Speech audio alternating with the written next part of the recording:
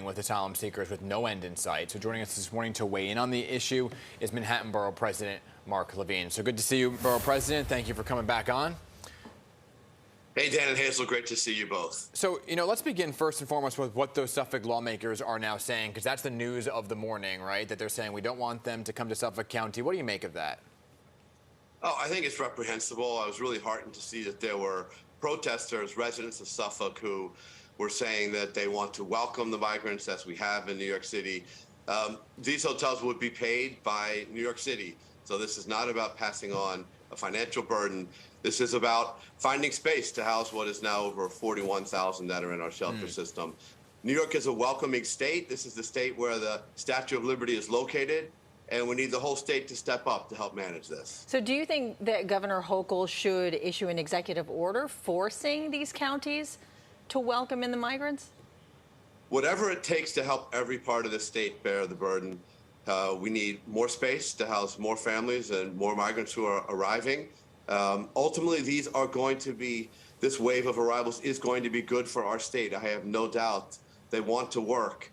They want to support our economy. They want to pay taxes. But in the meantime, they have needs, including a place to stay. And we can provide them that. We just need all parts of the state to step up and help. Just to put a button on that, because we had Congressman Mike Lawler from Rockland County on our political show this weekend. He said that they do have migrants in their community already. The big problem that he's having with migrants leaving New York City being sent to other areas is they have nothing to do during the day. There's no work for them to do. They don't have the social services and so forth that New York City has. So is there a point there? Well, they need to get work permits. The federal government can expedite that. In fact, Governor Hochul and Mayor Adams are making a big push on that today.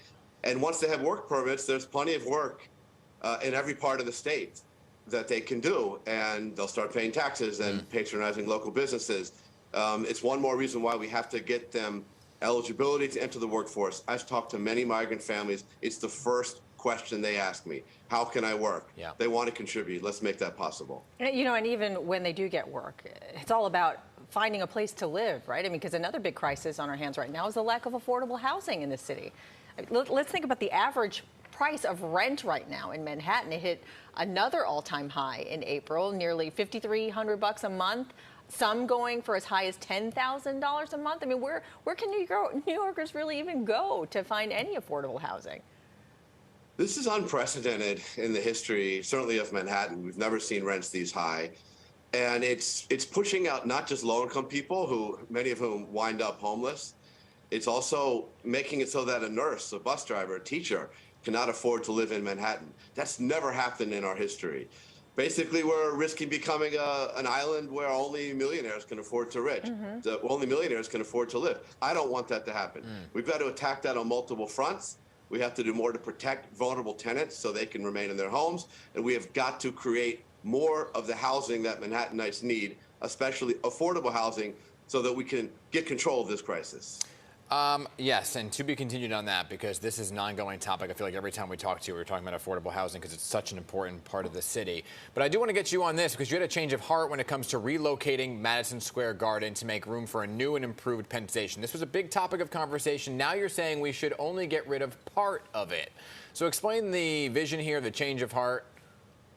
Oh, in an ideal world, Madison Square Garden would move, so we had more room for Penn Station, and that may happen someday, but there is no option on the table now that has support of the local property owner and support of the community and good mass transit. I don't think we should wait for another decade to create a grand Penn Station. We can do it now, but I think we've got to knock down the theater at MSG so that we can create a really incredible entrance on 8th Avenue that would be worthy of what is the busiest train hub in North America. And this is going to be complicated. It's going to require MSG making a lot of concessions so that the arena doesn't interfere with train operations. Fortunately, we have a chance now. We have leverage now because their special permit to operate is about to expire.